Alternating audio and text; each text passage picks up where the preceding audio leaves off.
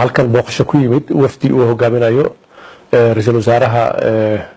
jamhuuriyadda dimuqraadiga Soomaaliyeed mudane Xasan Khayre Ali wafdi uu hogaaminayo oo ay kamid yihiin wasiirka qorsheynta iyo wasiir dawlaha arrimaha dibadda iyo qaybo kale wafdiga ka tirsan galabtaan ku soo dhaweynay Addis Ababa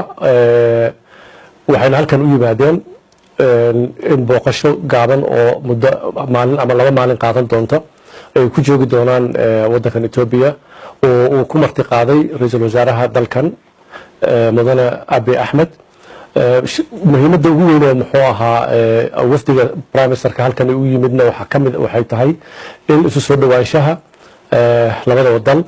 iyo wax wada qabsiga ha noqoto dhanka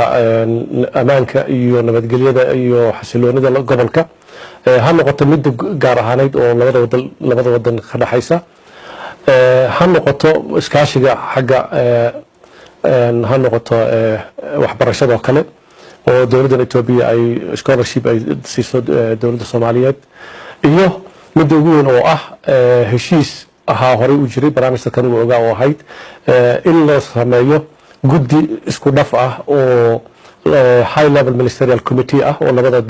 dawladood oo Soomaaliya iyo Itoobiya oo guddigaas oo muxuu ahaa ka shaqeyn doona siina wadi doona wada hadaladii iyo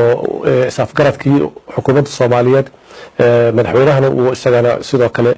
halka mar uu yimid ay ka wada hadleen marka muhiimadda ugu weyn wafdigu yimid waa inta ra'iisul wasaaraha iyo wafdigiisa wuxuu kulamo la yeelan doonaan xukuumadda dalka Itoobiya oo ugu sareeyo prime ministerkooda Abiy Ahmed waxa kale ay la kulmi doonaan African Union commissionka Musa Faki way la kulmi doonaan